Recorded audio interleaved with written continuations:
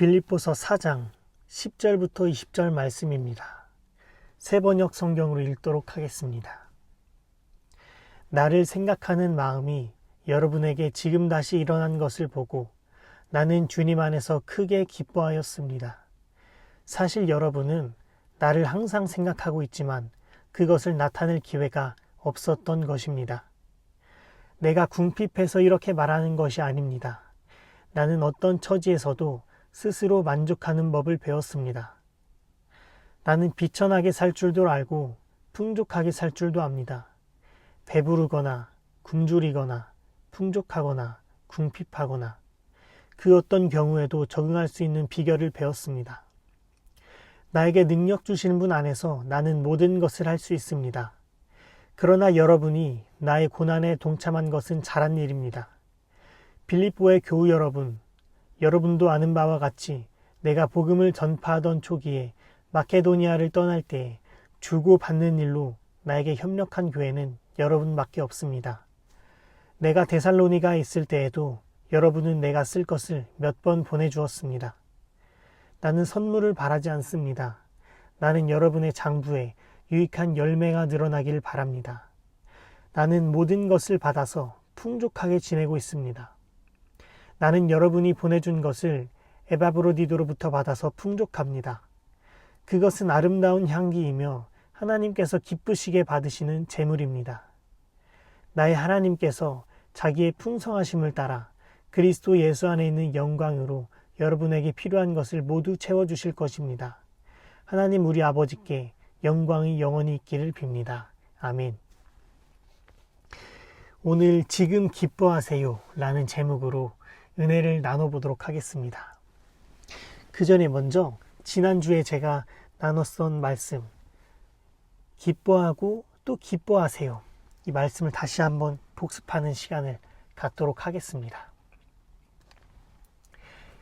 기뻐하고 또 기뻐하세요. 저도 지난 한 주 동안 저의 삶 가운데 기뻐하는 것을 계속해서 찾아보려고 노력하고 또 그런 상황에 계속해서 거하려고 노력했습니다. 기뻐하고 또 기뻐하세요. 그래서 제가 지난 시간에 기쁨의 이유를 발견하세요. 먼저 이렇게 말씀을 드렸습니다. 기쁨의 3단계 첫 번째, 성취의 기쁨이 있다. 두 번째, 관계의 기쁨. 세 번째, 말씀의 기쁨. 그래서 성취의 기쁨은 내가 어떠한 문제를 해결했을 때 기쁘다.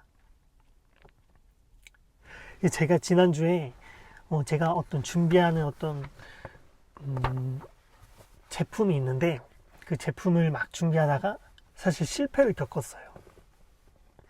제가 그 제품을 준비하면서 제가 생각한 대로, 계획한 대로 제품이 딱딱 만들어지지 않고 어떠한 문제를 조금 겪더라고요. 그런데 제가 그 문제를 겪으면서 문제를 겪었으니 다음에는 새로운 방법으로 또 다른 방법으로 이 문제를 해결해 보겠다 이런 마음이 들더라고요. 성취하지 못했지만 성취하려고 노력했어요. 왜? 성취하면은 기쁨이 함께 따라오기 때문에. 그래서 성취의 기쁨. 두 번째는 관계의 기쁨. 관계가 조금 허물어졌다가 좋지 않았다가 다시 관계가 좋아졌을 때 더 끈끈해지고 관계가 더 개선되면서 그 가운데 기쁨을 누릴 수가 있습니다. 관계의 기쁨. 제가 최근에 좀 느끼는 거는 관계가 별로 좋지 않았었던 상황에 제가 있었습니다. 되게 오래된 문제인데 관계가 좋지 않았던 그 상황 가운데 있었다가 최근에 그 관계가 막 조금씩 개선되고 좀 좋아지는 게 느껴져요. 피부로 와닿아요. 대화하면서 와닿아요. 관계가 개선되면 개선될수록 내 마음도 편안해지고 내 가운데 기쁨이 흘러 넘치는구나. 그래서 관계의 기쁨도 우리가 찾아볼 수 있습니다. 그리고 세 번째, 말씀의 기쁨입니다. 말씀을 읽을 때, 말씀을 들을 때, 그리고 말씀대로 살아갈 때 내가 가장 기쁠 수 있어요. 또한 관계의 기쁨, 성취의 기쁨, 이런 것들은 세상 사람들이 다 경험할 수 있고 겪을 수 있는 부분인데 유일하게 말씀의 기쁨만이 내 삶을 정말 완전하게 만들어주시고 내 부족한 것도 채워주시고 그 가운데서 내가 하나님과 교제하면서 말씀의 기쁨이 이런 거구나 확실히 깨달을 수 있어야 돼요. 그래서 제가 이번 주에 살아가면서 저도 다른 것 하면서도 관계 가운데서도 성취 가운데서도 내가 기쁨을 누려야 하지만 한편으로 말씀의 기쁨을 최우선으로 삼으려고 가장 노력했어요. 그래서 기분이 조금 좋지 않아질 때, 좀 마음이 어려워질 때 내가 이런 거에 집중하는 것이 아니라 말씀의 기쁨을 누리고 내 삶 가운데 내가 말씀의 기쁨으로 살아야겠구나. 왜? 하나님 우리에게 말씀 주셨잖아요. 기뻐하라고. 그래서 제가 지난 시간에 계속 말씀했던 거, 주 안에서 항상 기뻐하라. 내가 다시 말하노니 기뻐하라. 계속 그렇게 살려고 노력했어요. 운전할 때도 그렇고 일할 때도 그렇고 혼자 있을 때도 그렇고 샤워할 때도 그렇고 계속해서 기뻐하고 또 기뻐하려고 노력했어요. 제가 기쁨을 계속해서 발견하니까 기뻐지더라고요. 성취도 아직은 하지 못했지만 기뻐지더라고요. 왜? 성취할 것을 믿기 때문에. 또 관계도 더 기뻐지더라고요. 왜? 관계가 조금 개선되었지만 앞으로도 계속해서 개선되어질 것을 믿기 때문에. 그리고 말씀도 기뻐졌어요. 왜? 말씀이 내 삶의 능력이 되어서 매 순간 삶 가운데 주 안에서 항상 기뻐하고 기뻐할 수 있기 때문에. 그래서 여러분들도 한 주 동안 기쁨의 이유들을 찾으신 한 주가 되었기를 기도합니다. 만약에 그러지 못했다면 새로운 이번 한 주도 기쁨의 이유를 계속해서 찾는 그런 한 주가 되기를 간절히 부탁드립니다. 기쁨의 이유는 우리가 찾고 발견해내야 됩니다. 그냥 우리에게 다가오는 것이 아니라 우리가 찾고 발견해야 합니다. 그리고 두 번째, 어느 상황에서도 기뻐하라고 제가 말씀드렸어요. 어느 상황에서도 기뻐하라고. 바울이 이렇게 기뻐하라고 말한 그 배경에서는 기쁜 일이 사실 거의 없었습니다.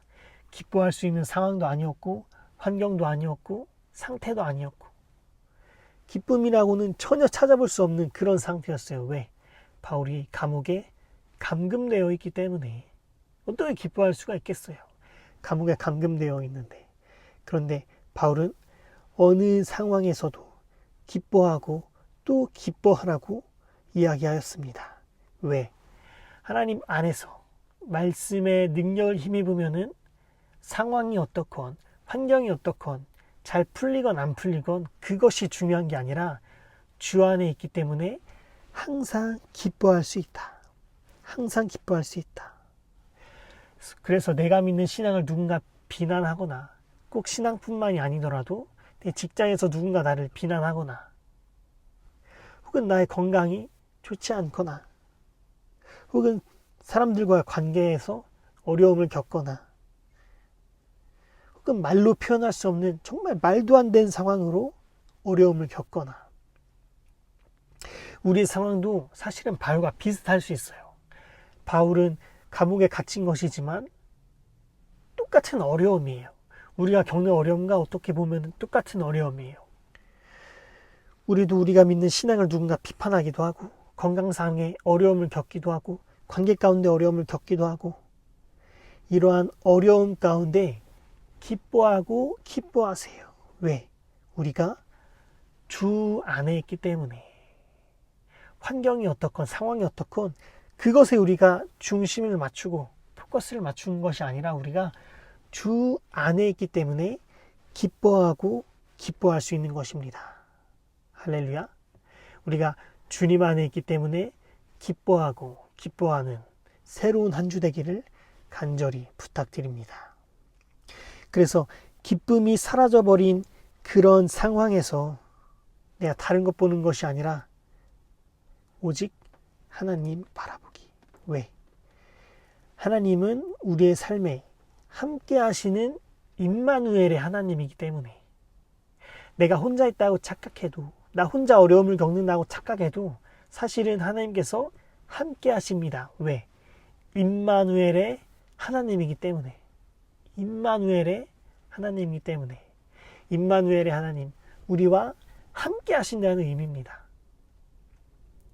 예수님도 우리를 대신해서 우리의 죄를 대신 지시려고 십자가에 못 박히는 고통을 당하셨습니다.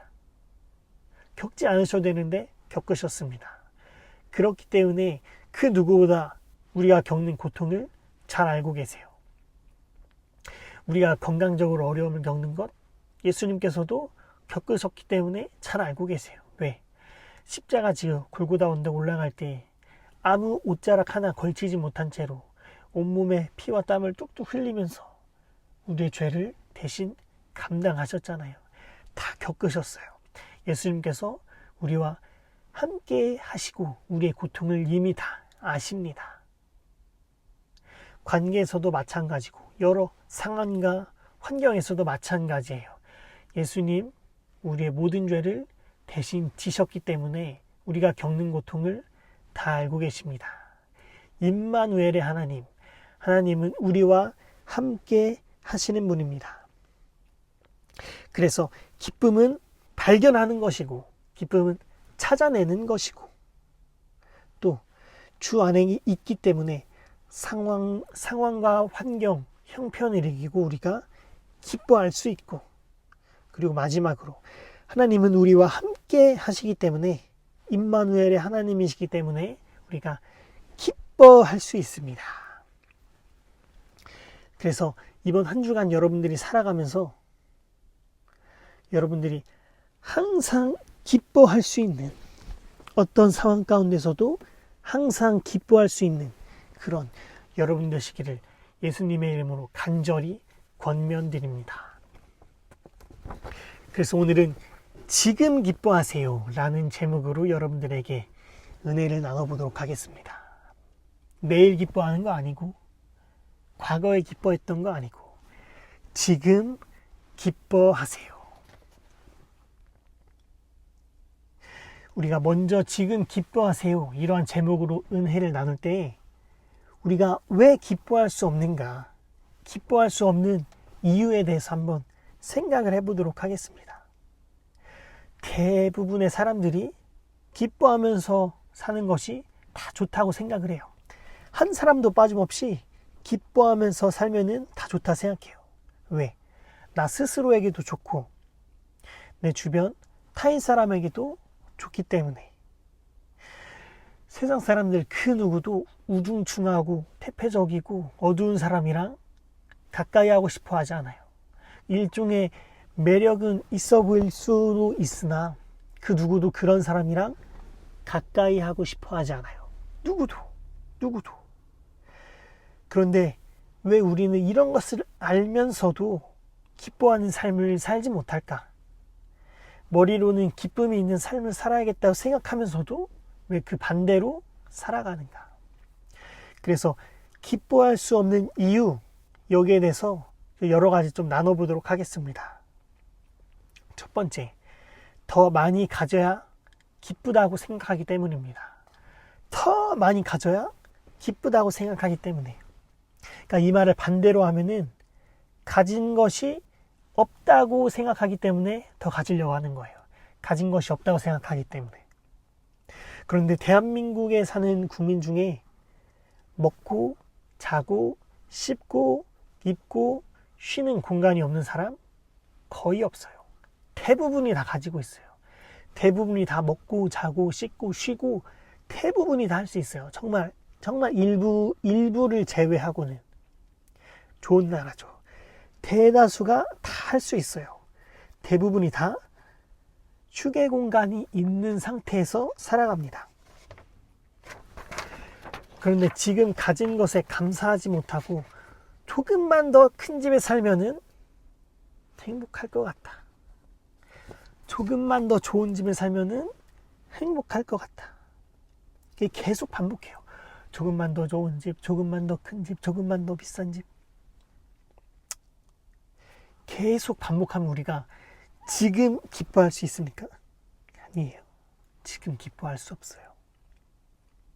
경제신문에 나오는 이야기 절반 이상이 다 부동산 얘기밖에 없습니다. 뭐 매일경제건 어떻건 신문을 읽어보면은 경제신문의 대부분이 다 부동산이에요. 대부분이 다. 그래서 어디 가격이 오르고 어떤 아파트에 호재가 있고 어디 땅에 호재가 있고 어디에는 뭐 열차가 뚫리고 GTX가 다니고 뭐 거래 제한이 풀리고 온 마음 온 정성을 다해서 큰 집, 좋은 집, 비싼 집 계속 찾아다니는데 사실 정신이 빠져 있어요. 그쪽에 완전히 빠져 있어요. 그래서 매일같이 더 좋은 집, 더 큰 집, 더 비싼 집 지금 당장 기뻐할 수가 없습니다. 우리는 지금을 살아가는 사람인데 기뻐할 수가 없어요. 지금 있는 것에 만족하지 못하고 더 가져야 돼요. 더 채워줘야 돼요. 더 우리를 만족시켜줘야 돼요. 그런데 우리는 지금 기뻐해야 되는데 지금 기뻐할 수가 없어요. 왜? 없는 거기 때문에. 지금 없는 것을 계속 가지려고 하고 찾으려고 하면은 지금 기뻐할 수가 없습니다. 예를 들어서 여행 가서 진짜 좋은 호텔, 풀장 딸린 풀빌라 같은 곳에 딱 도착을 하면은 다 그래요. 와, 뭐 진짜 행복해요. 와, 경치 봐. 와, 여기 진짜 좋다. 와, 공기도 진짜 좋다. 그런데 여행 마치고 집에 돌아오는 길에 집에 딱 도착해서 뭐라고 딱 이야기해요? 역시 집이 최고야. 역시 집이 최고야. 크고 비싸고 새로운 것이 나에게 완전한 기쁨과 만족을 주는 것이 아닙니다. 내가 충분히 가졌다고 믿고 지금 기뻐해야 됩니다. 사도행전의 교회, 가난하게 살고 뭐 빌어먹고 살고 뭐 이런 걸 얘기하는 게 아니에요. 사도행전의 교회는 하나님께서 주시는 복을 다 쓰고도 남을 만큼 풍족하다고 고백하면서 그렇게 받아 누리는 교회입니다. 그러나 그런 믿음이 있다면 더 가져야 기뻐하는 것이 아니라 지금 기뻐할 수 있어야 됩니다. 지금 당장 기뻐할 수 있어야 합니다. 제가 최근에 책을 읽었는데 세계 여러 나라 문화에 대해서 재미있게 알려주는 그런 책이었어요. 그 책에 동남아시아의 브루나이라는 나라를 소개하였습니다. 그래서 그 나라의 술탄, 뭐 한국으로 뭐 정치적 제도로 말하면은 왕 같은 존재이죠. 술탄.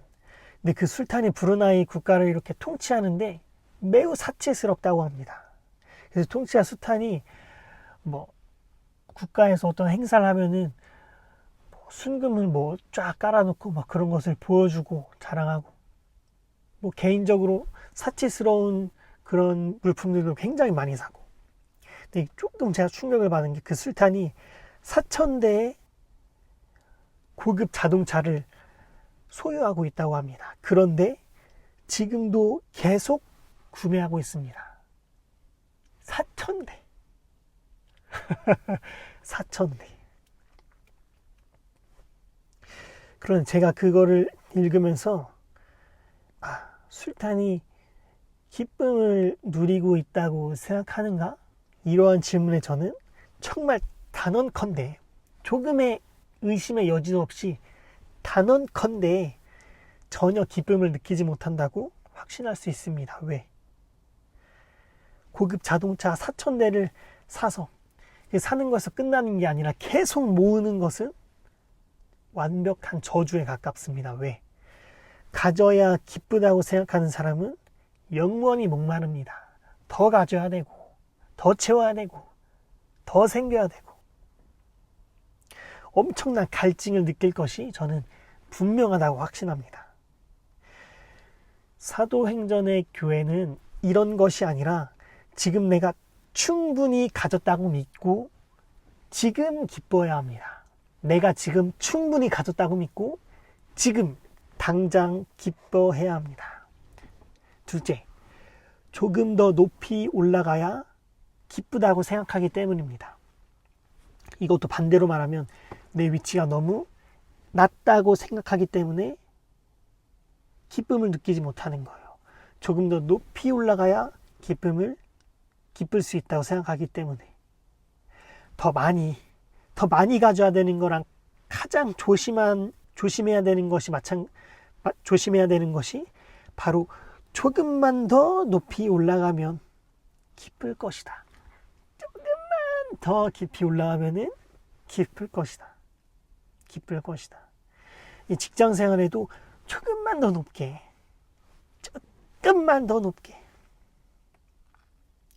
올라가는 게 잘못됐다는 건 아니에요. 그런데 지금에 만족하는 것이 아니라 조금만 더 높게, 조금만 더 위로, 차를 사도 조금만 더 높은 끝으로, 조금만 더 좋은 차로.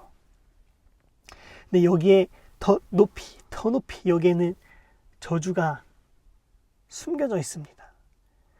높이 올라가면은 편안하고 높이 올라가면은 쉬워질 것 같지만 사실은 더 힘들어집니다. 사람들이 더 쉽게 살려고, 더 편안하게 살려고 아등바등하지만 사실은 결국 높아지면은 더 어렵고, 더 무겁고, 더 불편해집니다. 올라가지 말라는 것이 아니라 지금 기뻐해야 된다는 것이에요. 직장에서도 평사원일 때는 작은 실수 많이 하고 진짜 종종 대형 사고 저질러도 괜찮습니다. 그냥 한 소리 듣고 며칠 눈치 보면서 지내면은 일상생활 시작이에요. 괜찮아요. 조금 실수하면 욕 좀 먹고 다음에 좀 고쳐봐야지. 괜찮아요. 이렇게 하면 돼요. 그런데 직장에서 직위가 조금씩 더 올라갈수록 편해지나요? 편해지는 부분도 있겠죠. 겉으로는 직위가 높으면은 뭐 차도 주는 데도 있고 집도 주는 데도 있고 보너스를 많이 주는 데도 있고 회사에서 할 수 있는 것들도 많아지고, 그런데 겉으로는 좋아 보이고 편해 보이지만 사장이 사원처럼 작은 실수 조금씩 종종 저지르면은 회사 전체가 아주 그냥 피곤해져요. 그냥 욕 좀 먹고 말지 이게 아니라 전체가 아주 그냥 피곤해져요. 그러다 사장이 대형 사고 종종이 아니라 딱 한 번만 쳐도 십몇 년 만에 딱 한 번만 쳐도 회사가 와르르 그냥 쏟아지고 무너질 수밖에 없습니다. 조금만 쳐도, 조금만 더 높이, 조금만 더 위로 우리가 편안해지고 좋아질 것 같지만 사실은 그 반대예요. 올라가면 올라갈수록 더 힘들어져요. 올라가면 올라갈수록 더 피곤해져요. 올라가야 되는데 올라가야 기쁜 게 아니라 지금 당장 기뻐할 수 있어야 합니다. 찾아보면은 기쁠 일들이 진짜 많아요. 사실은 살아가면서도. 취업 준비해 보신 분들은 아시겠지만 일하고 있다면 일할 수 있어서 기쁘고, 월급 받아서 돈 벌 수 있어서 기쁘고, 일하다 점심시간 생각나서 기쁘고, 사실 기쁠 일 찾으면 지금 당장 기쁠 일이 높아져서 기쁠 일보다 지금 당장 기쁠 일이 사실은 더 많아요. 찾아본다면 높아져서 기뻐할 것이 아니라 지금 당장도 사실은 찾으면 기뻐할 일들이 진짜 많아요. 제가 2년 전에 차 구매할 때 영업사원분이랑 이야기를 나눈 적이 있습니다. 그 영업사원분이 저에게 조금만 더 돈을 보태면, 조금만 더 돈을 보태면은 조금 더 좋은 차를 사실 수 있다. 저한테 꼬시기 시작하는 거예요. 근데 저는 정해진 예산이 있어가지고 정중하게 거절하고 한번 여쭤봤습니다. 그렇게 두 단계씩 올려서 구매하는 사람이 많으신가요? 그래서 그 영업사원분이 저에게 컴퓨터를 탁 보여주시면서 씩 웃으면서 조금은 뭐 1,000만 원에서 조금 많게는 수천만 원 더 비싸게 좋은 차를 사는 사람이 진짜 많다고 얘기를 해주더라고요. 조금만 더, 조금만 더. 그래서 이런 얘기가 있잖아요. 마티즈 사러 갔다가 진짜 대형 고급 세단 술탄이 사는 자동차를 하나 사온다고. 그런데 새 차 사보신 분들은 다 아시겠지만 새 차 사면 마음이 편해요? 아니요. 좋기는 좋은데 마음이 편해요? 마음 안 편합니다. 왜? 키스 날까? 문콕 날까? 그래서 옆에 자동차가 운전석 쪽에 차 안 대려고 그 반대쪽에 계속해서 이렇게 자동차를 대고, 그래서 차를 주차할 때 왼쪽에 대는 것이 아니라 최대한 오른쪽에 붙여놓고 차 없는 데다 대려고 하고, 문콕 날까봐, 키스 날까봐. 그래서 조금 더 높이 올라가야 기쁜 것이 아니라 우리가 지금 기쁜 것을 찾아야 합니다. 높이 올라가면은 사실은 더 피곤해져요. 높이 올라가면 우리가 더 신경 쓸 것이 훨씬 많아져요. 세 번째, 과거의 향수에 젖어 있기 때문에 기뻐할 수 없습니다. 과거의 향수에 젖어 있기 때문에 기뻐할 수 없습니다. 요즘 젊은 사람들이 제일 멀리하는 그 사람이 누구예요? 왕년애를 남발하는 사람입니다. 왕년애. 왕년에 내가 어땠는데, 왕년에 내가 뭘 했는데, 말만 하면은 왕년이에요. 왕년이. 그런데 지금이 그 왕년이라면 사실 사람들이 줄을 서고, 아니 사람들이 아니라 젊은 사람들이, 조금 까탈스럽다고 하는 그 사람들이 줄을 서고 친해지려고 할 거예요. 뭐 꼭 젊은 사람이 까탈스럽다는 게 아니라 모든 사람들이 다 친해지려고 할 거예요. 지금이 그 왕년이라면. 그런데 과거에 기뻤던 이야기가 아니라 과거만 회상하면은 어떻게 지금 기뻐할 수 있겠습니까? 과거의 향수에 젖어 있기 때문에 지금 기뻐할 수 없는 거예요. 그 현대를 만드신 정주영 회장 이야기, 많이들 아는 이야기는 제가 한번 다시 해보겠습니다. 정주영 회장이 명문대학교에서 특별 강연을 할 때 일입니다. 정주영 회장 학교 정말 제대로 못 나온 사람이잖아요. 중학교도 제대로 못 나온 사람이고, 제가 알기로는 초등학교 간신히 졸업했나 못 나왔나 아마 그럴 거예요.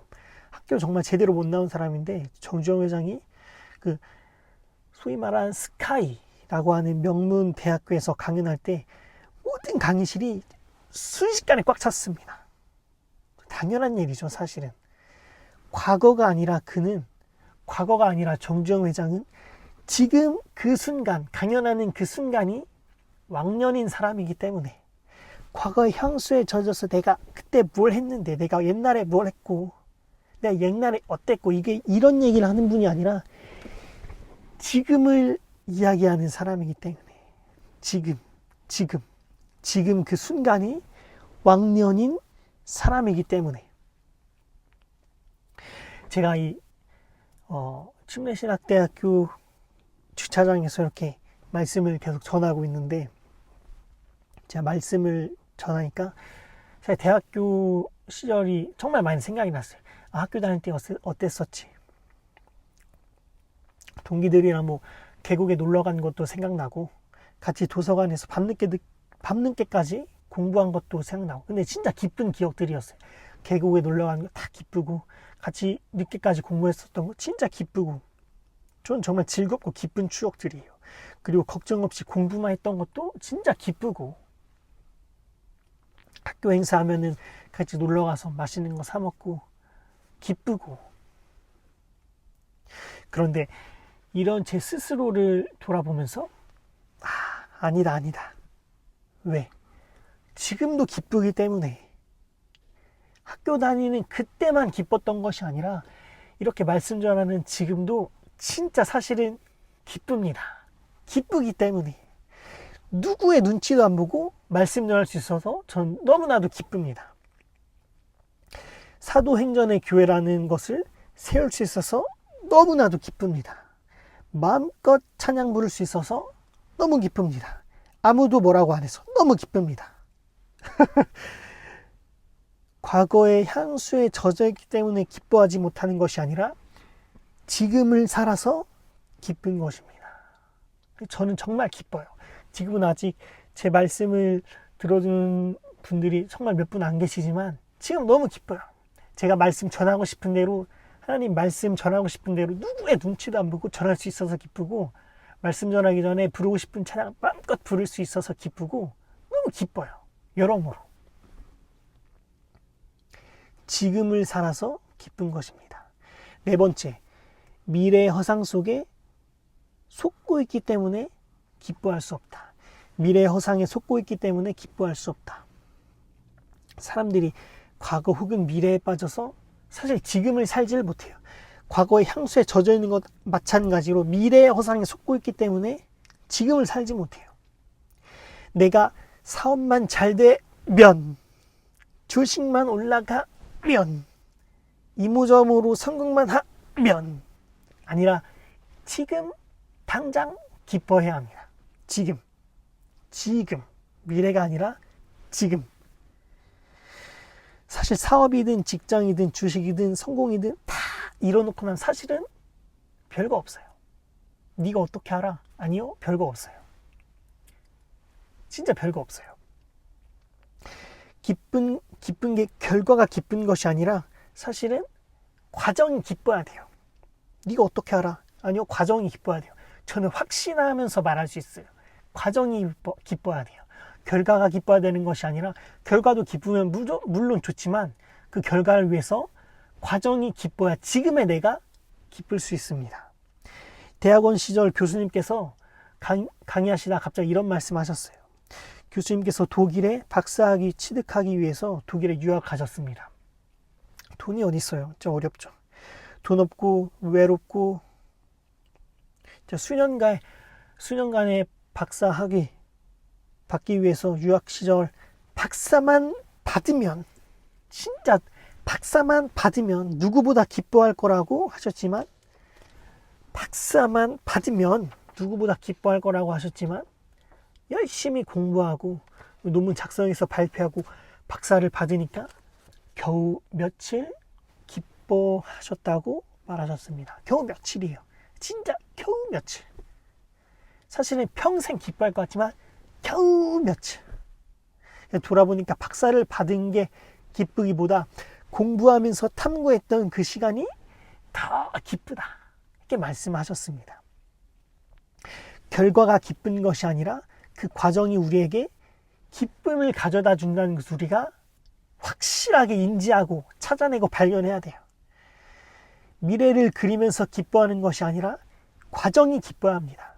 지금이 기뻐야 합니다. 지금이. 그래서 사실은 미래는 허상이에요. 미래가 이렇게 되면 기쁘겠지? 당연히 기쁘겠죠. 그런데 그 미래를 위해서 지금을 소모하고 낭비하는 것이 아니라 지금이 기뻐야 됩니다. 과정이 기뻐야 됩니다. 지금이. 당장, 지금, now. 그래서 미래의 허상에 빠져있지 말고 지금이 기뻐해야 됩니다. 다섯 번째, 마귀에게 속아 우울한 감정에 취해있기 때문에 기뻐할 수 없습니다. 마귀에게 속아 우울한 감정에 취했기 때문에 기뻐할 수 없습니다. 제가 고등학교 시절 돌아보면은 사실은 저 스스로 정말 불완전한 사람이었습니다. 존재 자체가 불완전이었습니다. 분노, 화, 이런 거에 항상 휩싸여 있고, 싸움이나 폭력적인 것들 서스럼없게 가깝게 생각했었습니다. 근데 이런 불완전한 상태가 혼자 있을 때 사실은 매우 좀 심해졌었어요. 혼자 있을 때마다 좀 폭력적인 그런 상상에 자주 빠져 있었고, 이런 분노나 화에 진짜 많이 깊숙이 들어가 있었습니다. 그런데 고등학교 졸업 무렵 성탄절에 친구가 저를 초대해가지고 교회에 처음 방문하게 되었습니다. 그때 처음 방문한 그 행복한 감리교회에서 양재성 간사님, 그 간사님을 통해서 교회 생활에 잘 적응해 나갈 수 있었어요. 저는 진짜 감사한 분이에요.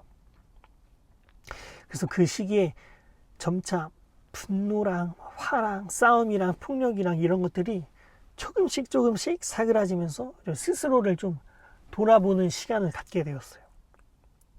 폭풍 같은 시간이 지나면서 스스로를 좀 돌아보는 좀 잠잠한 시간을 좀 갖게 되었습니다. 그런데 제가 스스로를 돌아보면서 느꼈던 게 이것들이 내가 의도한 감정들이 아니라 마귀한테 속아서 우울하고 악한 감정에 취했던 것을 스스로 발견할 수 있었던 거예요. 이게 내 것이 아니라 마귀가 주는 것이구나. 마귀는 지금도 사람들을 기뻐하지 못하게 하고 행복하지 못하게 하고 평안을 누리지 못하게 합니다. 왜? 마귀의 목적이 첫 번째, 거짓을 진실로 속이는 사기꾼이기 때문에. 가짜인데 진짜라고, 거짓인데 진짜라고, 죽는 건데 사는 거라고. 저주하고, 두 번째, 저주하고 상하게 하면서 사람들의 영혼을 죽이는 것이 목적이기 때문에. 마귀한테 붙어있으면 좋아질 줄로 알아요. 행복해질 줄 알아요. 아니요. 죽이는 거예요. 영혼을 죽이는 거예요. 그래서 저 깊은 사망의 골짜기로 계속해서 끌어내리는 거예요.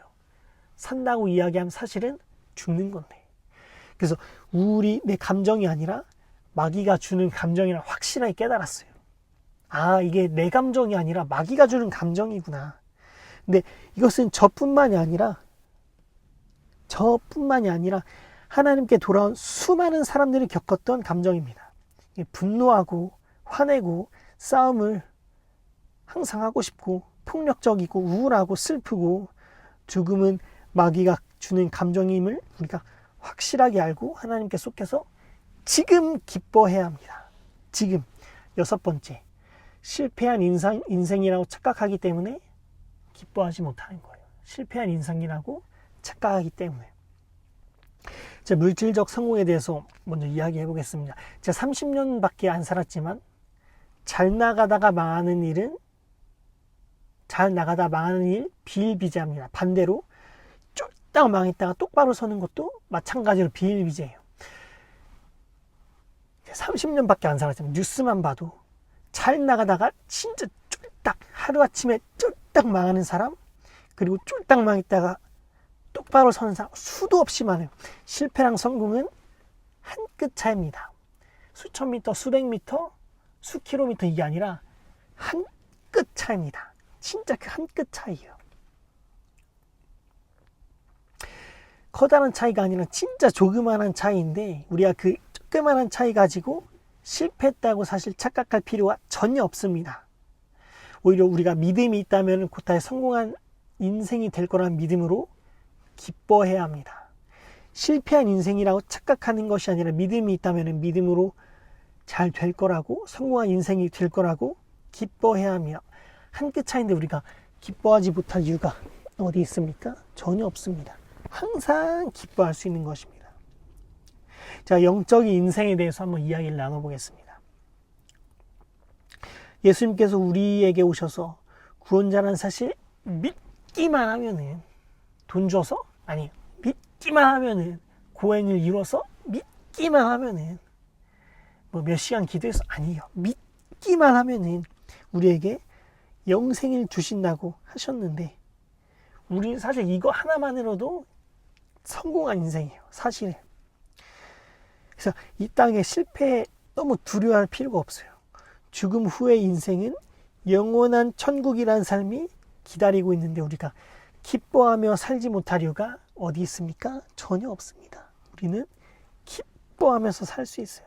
실패한 인생이라고 착각하는 것이 아니라 사실은 그게 한 끗 차이고 언제든지 뒤바뀔 수 있다는 걸 확실히 알아야 돼요.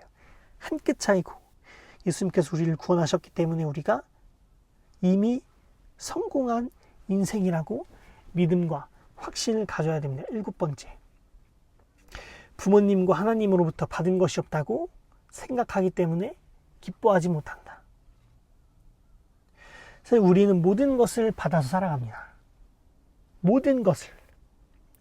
숨 쉴 수 있는 코랑 폐 주셨고, 물 마실 수 있는 손이랑 식도 주셨고, 볼 수 있는 눈이랑 들을 수 있는 귀도 주셨고, 움직일 수 있는 신체도 주셨고, 생각할 수 있는 머리도 주셨고, 우리는 사실 받았기 때문에 존재하는 것. 이게 조금 철학적으로 들릴 수 있지만 우리가 받았기 때문에 존재하는 거예요. 하나님께로부터 받았고 부모님으로부터 받았기 때문에 존재하는 건데 받은 것이 없다고 생각하기 때문에 사실 기뻐하지 못하는 거예요.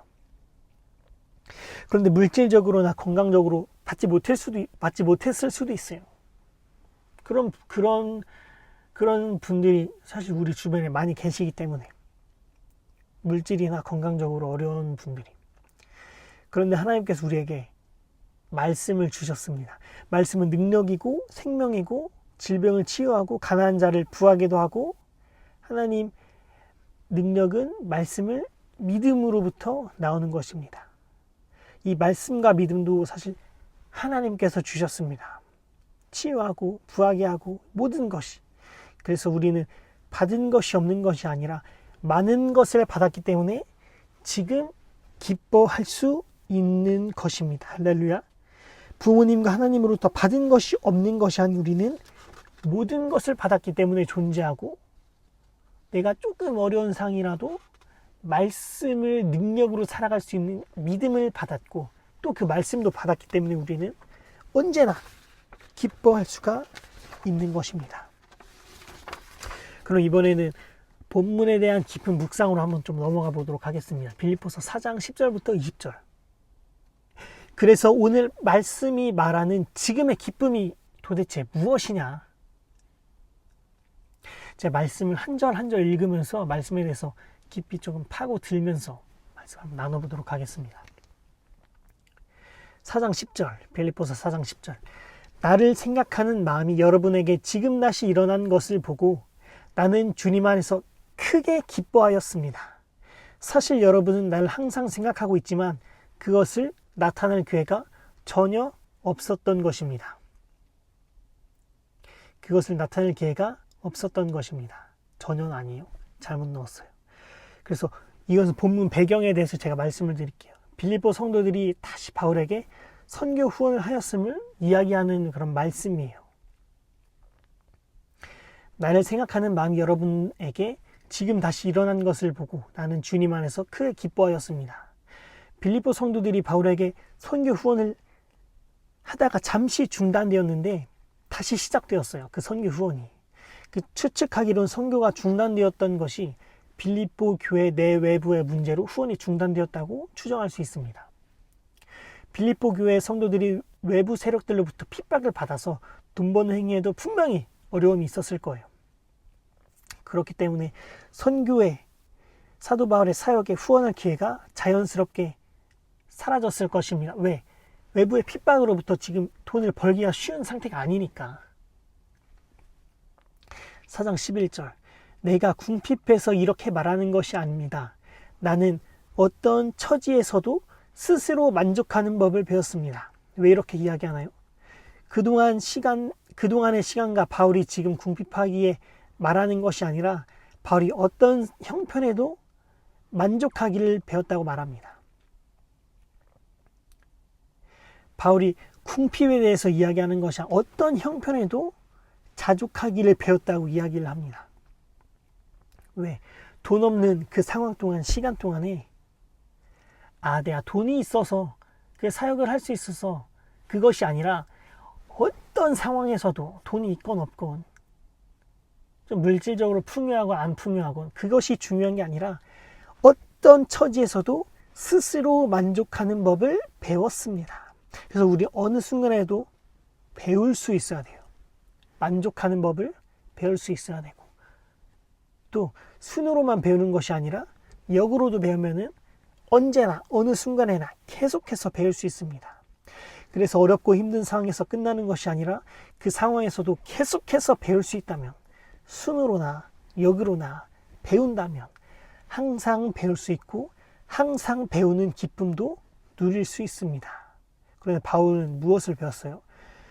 궁핍 가운데 어떠한 처지에서 스스로 만족하는 법을 배웠습니다. 4장 12절.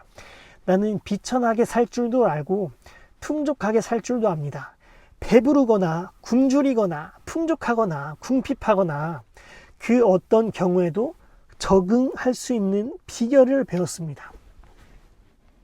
어떤 형편이요? 비천과 풍부, 즉 배부름, 배고픔, 풍부, 궁핍 모든 상황을 이길 수 있는 일체의 비결을 배웠다. 그래서 항상 배우는 것뿐만이 아니라, 배우는 것은 항상 배우는 것 당연하고 그뿐만이 아니라 배워서 내 삶에 적용할 수 있는 모습을 우리의 삶에서도 적용해야 돼요. 말씀은 수많은 은혜와 수많은 영감을 우리에게 선물로 줍니다. 그렇다면 사도 바울처럼 어떤 상황에서도 우리의 삶에 적용하며 살 수 있어야 합니다. 어떤 상황에서도 적응할 수 있는, 하나님 말씀이 우리 삶에 부딪힐 때, 또 적용하며 살 때 우리는 기쁨을 누릴 수 있습니다. 왜? 비천에 처할 줄도 알고 풍족하게 살 줄도 알고, 또 배부르거나 굶주리거나 풍족하거나 궁핍하거나 그 어떤 경우에도 적응할 수 있는 비결을 배웠기 때문에. 4장 13절, 나에게 능력 주시는 분 안에서 나는 모든 것을 할 수 있습니다. 아멘. 하나님 안에서 나는 지금 기뻐할 수 있어요. 지금 기뻐할 수 있어요. 사도 바울이 지금 기뻐하잖아요. 비천해도 풍족해도 배불러도 굶주려도 풍족해도 궁핍해도 지금 기뻐합니다. 선교 후원이 끊겼던 그 순간들에서도, 돈이 없어 사역을 할 수 없는 그 상황에서도 나는 스스로 만족하는 법을 배웠고, 어떤 경우에도 적응할 수 있는 비결을 배웠고, 그래서 나에게 능력 주시는 분 안에서 나는 모든 것을 할 수 있습니다. 아멘. 4장 14절, 그러나 여러분이 나의 고난에 동참한 것은 잘한 일입니다. 빌립보 성도들에게 이렇게 이야기하는 거예요. 나의 고난에 동참한 것은 잘한 일입니다. 빌립보 성도들이 괴로움 가운데 참여하였어요. 어려운 형편에도 빌립보 성도들이 후원을 통해서 뼈를 닦는 고통으로 후원하여서 선교에 동참하였습니다. 제가 이 말씀을 읽으면서 저는 사도행전 교회를 통해서 정말 복음으로 잘 세워가고 싶다는, 그런 말씀으로 잘 세워가고 싶다는 그런 믿음으로 사역을 하고 있는데, 나는 어떤 마음으로 헌금하는가? 나는 어떤 마음으로 헌금 준비하는가? 제가 항상 이야기하잖아요. 어떤 절기마다 그렇게 꼭 헌금을 내야지 신앙생활 하는 게 아니라 정말 신령과 진정으로 헌금해야지 하나님께서 기뻐하신다. 근데 우리는 어떤 마음으로 헌금을 내는가, 헌금을 준비하는가. 사도행전의 교회 행사 때마다, 절기 때마다, 달마다, 주일마다 헌금 이야기 안 해요. 그 종교예요, 그거는. 그런데 우리가 드린 헌금에 고난에 동참하는 마음이 있기를 바라야 된다는 것이 제 안에 깊숙이 들어왔습니다. 고난에 동참하는 마음이 있어야지 그것이 진짜 종교가 아니라 진짜 신앙이다.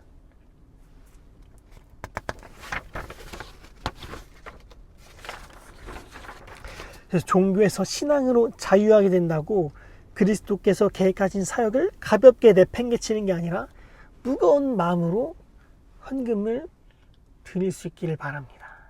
얼마를 드리라는 게 아니에요. 얼마를 채우라는 게 아니에요. 어떻게 며칠의 간격으로 드려야 된다는 것이 아니라, 그리스도께서 계획한 사역을 가볍게 그냥 내팽개치는 그런 게 아니라 무거운 마음으로 헌금을 드릴 수 있기를 바랍니다. 4장 15절, 빌립보의 교우 여러분도 아는 바와 같이 내가 복음을 전파하던 초기에 마케도니아를 떠날 때 주고받는 일로 나에게 협력한 교회는 여러분밖에 없습니다.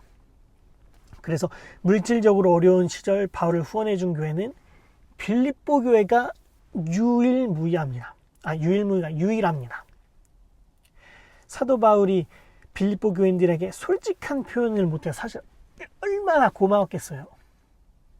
아무도 후원 안 해주는데, 사역에서 아무도 후원 안 해주는데 빌립보 교회 성도들이 사도 바울에게 얼마나 고맙겠어요. 그 후원이. 4장 16절, 내가 데살로니가에 있을 때에도 여러분은 내가 쓸 것을 몇 번 보내주었습니다. 그 전에서도 몇 번 보내줬다는 거예요. 4장 17절, 나는 선물을 바라지 않습니다. 나는 여러분의 장부에 유익한 열매가 드러나기를 바랍니다. 선물, 후원이 중요한 것이 아니라 성도들에게 풍성한 열매가 맺히길 원하는 거예요. 사도 바울은. 그 중요한 게 아니다. 나는 여러분들이 주는 헌금, 후원, 이것이 중요한 여러분들이 유익한 열매가 많이 늘어나기를 바란다는 거예요. 진정으로 진짜 좋은 목자는 뺏어가는 목자가 아니라 사실 내가 이렇게 힘들었는데 이 힘든 걸 이야기하고자 하는 게 아니라 나는 너희가 더 태어났으면 좋겠어. 유익한 열매가 늘어났으면 좋겠어. 여러모로 영적으로나 성장했으면 좋겠어. 그래서 진정 좋은 목자는 빼앗는 목자가 아니라 나눠주는 목자예요. 나눠주는 목자. 그래서 유익한 열매, 영적으로 성장하고 기쁨으로도 성장하고 나만 이런 것을 느끼는 것이 아니라 나만 일체의 비결을 배우는 것이 아니라 여러분들도 어떤 상황에서도 이러한 일체의 비결을 배워서 만족하고 자족하는 삶을 살기를 바라는 것. 사도 바울이 빌립보 성도들에게 전하고자 하는 메시지입니다. 4장 18절. 나는 모든 것을 받아서 풍족하게 지내고 있습니다. 나는 여러분이 보내준 것을 에바브로디도로부터 받아서 풍족합니다. 그것은 아름다운 향기이며 하나님께서 기쁘게 받으시는 제물입니다. 빌립보 성도들의 선교 후원은 사도 바울을 기쁘게 한 것이 아니라 하나님을 기쁘게 한 헌금입니다. 하나님을 기쁘게 한 후원입니다. 그래서 헌금과 후원에는 어떠한 외형이나 모양이 없어요. 하나님을 기쁘게 하는 것이 하나님께서 진정 원하시는 것이기 때문에. 4장 19절. 나의 하나님께서 자기의 풍성하심을 따라 그리스도 예수 안에 있는 영광으로 여러분에게 필요한 것을 모두 채워주실 것입니다. 나의 하나님께서 자기의 풍성하심을 따라 그리스도 예수 안에 있는 영광으로 여러분에게 필요한 것을 모두 채워주실 것입니다. 하나님께서 영광의 풍성한 대로 영적으로나 물질적으로나 빌립보 성도들에게 다 채워주실 것을 이야기합니다. 하나님은 우리에게 부족하게 다가오시는 분이 아닙니다. 항상 채워주시는 분이에요. 영적으로나 물질적으로나 모든 필요한 것을 모두 채워주시는 하나님이에요. 우리가 그러한 하나님을 확실한 믿음으로 고백해야 합니다. 사도행전의 교회 없다고 기뻐하고 부족하다고 기뻐 이런 교회 아니에요. 이게 아니라 우리에게 충분히 채워주시고 쓸 만큼 채워주시는데 지금 기뻐할 수 있는 교회예요. 지금 자족하는 교회예요. 지금 만족하는 교회예요. 배고픔에 처해도 배부름에 처해도 궁핍해도 비천해도 풍족해도 그 어떤 경우에도 적응할 수 있는 비결, 스스로 만족하는 법을 배우는 것, 스스로 어떤 상황에서도 지금 기뻐하는 것, 이것이 하나님께서 우리에게 원하시는 메시지예요. 4장 20절. 하나님 우리 아버지께 영광이 영원히 있기를 빕니다. 아멘. 다 하나님께서 지금 기쁨으로 채워주시기 때문에, 지금 슬퍼하면서 어려워하는 것이 아니라 지금 기쁨으로 채워주시기 때문에. 그래서 바울은 어떠한 처지에서도 스스로 만족하는 법 배웠습니다. 스스로 만족한다는 것, 지금 기뻐한다는 거예요. 바울은 눈물과 슬픔으로 사역을 고통스럽게 감당하지 않았습니다. 누구보다도 기쁨으로 사역을 감당했습니다. 지금 기쁨으로 감당했습니다. 우리의 삶도 그렇습니까? 배부르거나 굶주리거나 풍족하거나 궁핍한 경우에도 그는 만족하면서 기쁨을 누렸습니다. 우리가 무엇을 성취하고 올라가고 많아져서 기쁜 것이 아니라 예수 그리스도 한 분만으로, 예수 그리스도 한 분만으로 하나님께서 주시는 그 말씀을 전하는 사역, 그것만으로 기뻐하였습니다. 우리도 지금 기뻐하는 주님의 자녀들이 될 수 있기를 간절히 기도드립니다. 기도하겠습니다.